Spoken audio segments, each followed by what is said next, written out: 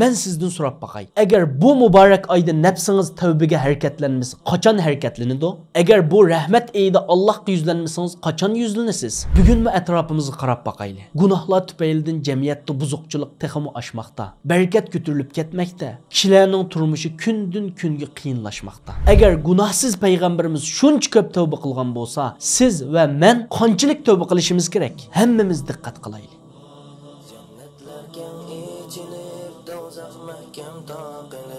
Yetib keldi bizlarga xush muborak Ramazon ibodatda usul ko'p fazilatga boy. Siz qachon tunji qatim Ramazonning qanchalik ulug' fursat ekanligini his qildingiz? Bugun biz shu fursat haqida so'zlashimiz. Olamlarning Parvardigori bu oyni nima uchun shuncha ulug'ladi? Chunki bu oy faqat ro'za tutish eyli emas, balki Alloh taolo tarafidan bandalarga ato qilingan alohida bir rahmat eydir. Yana ta'kidlab o'tamizki, alohida bir rahmat ey. Hammamiz o'ylab baqayli. Bizning qaysimiz xatolikdan xoli? Haqiqatan hech qaysimiz. Chunki Odam alayhisalomni jannatdan tushirayotgan shayton har vaqt atrofimizda bizni har xil hiyla-mikrlar bilan xatolashtirib, gunoh dengiziga tashlashga urinib turdi. Ramazon mana mushu dengizdan qutulish fursati. Alloh taolo Qur'oni Karimda: "Ya ayyuhallazina amanu tubu ilallohi tawbatan nasuha."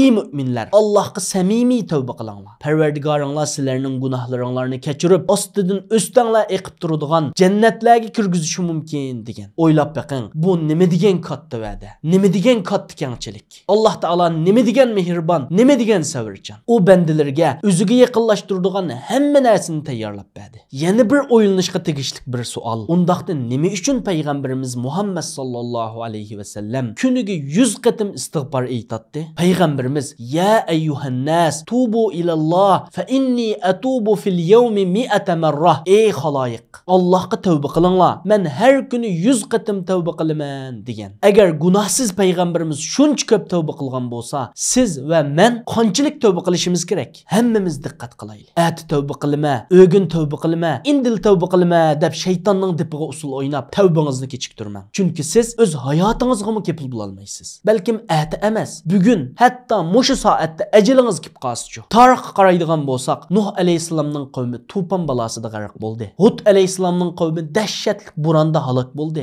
Lut alayhisalomning qavmining shahri dum ko'mtirildi. Bularning hammasi gunoh va osiylikning natijasi emasmi? Alloh taolo bu haqda ochiq qilib ogohlantirgan. "Va ma asobakum min musibatin fa bima kasabat aydikum." Sizlarga yetgan har qanday musibat o'z qilmishinglarning tufaylidandir degan. Bugunmi atrofimizga qarab baqayli. Gunohlar tufaylidan jamiyatda buzuqchilik texmi oshmoqda. Barakat ko'tarilib ketmoqda. Kishilarning turmushi kundan kunga qiyinlashmoqda. Bugungi davrda insonlar moddiy dunyoning qaynimiga cho'kib ketdi. Ijtimoiy taratqular, telefon, televizor, elektronlik uskunlar, aldirashchilik bizni Allohni eslashdan yiroqlashtiryotdi. Ammo Ramazon oyi biz uchun oltin fursat. Men sizdan so'rab baqay. Agar bu muborak oyda nafsingiz tavbaga harakatlanmasa, qachon harakatlanadi?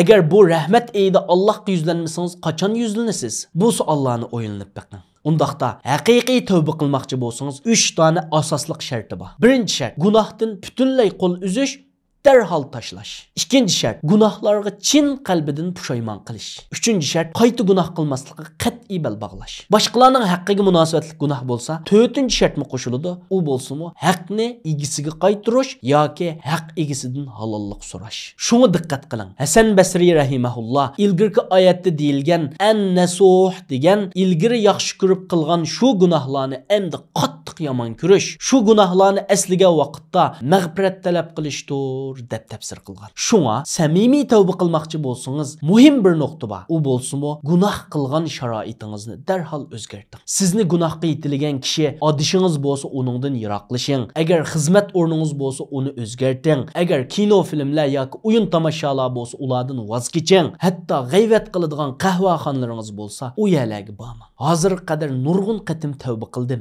ammo hech hech o'ngshalmadim deydigan qarindishimga mening yana ta'kidlab tavsiya qiladiganim gunoh qilgan sharoitingizni o'zgarting, hatto bu sharoitdan to'liq qutuling. Agar siz tavba qildingiz, ammo yana shu g'ayvat o'rnidan ayrilmadingiz, yana tavba qildingiz, yana shu o'ringa bordingiz, mushundaq davomlashtiraversangiz, bir kuni tavba qilishga vaqtingiz yetmaydi. Birdan bir qutulish yo'lingiz bo'lgan bu tavba yo'lini itib qo'ygan bo'lasiz. Shunga aziz qarindishim, Rabbimizning rahmatidan hargiz umidsizlanma. Alloh taolo tavba eshigini har doim ochib qo'ydi. Payg'ambarimiz Muhammad sallallohu alayhi vasallam hadisda Alloh taolo kechida qo'lni suzib, kunduzda gunoh qilganlarning tavbasini qabul qiladi. Kunduzda qo'lni suzib, kechida gunoh qilganlarning tavbasini qabul qiladi degan. Bilib qilingki, Ramazon gunohlarni ko'ydirguchi bo'lgan oy. Shunga Allohning afusiga, mag'firatiga erishish uchun bu oyda ko'plab tavba qiling, istig'for ayting. Bu qimmatli fursatni g'animat biling. Hozir dal mushu vaqtda nafsingizni poklang, axloqingizni go'zallashtiring, jamiyatimizni texmi yaxshilash uchun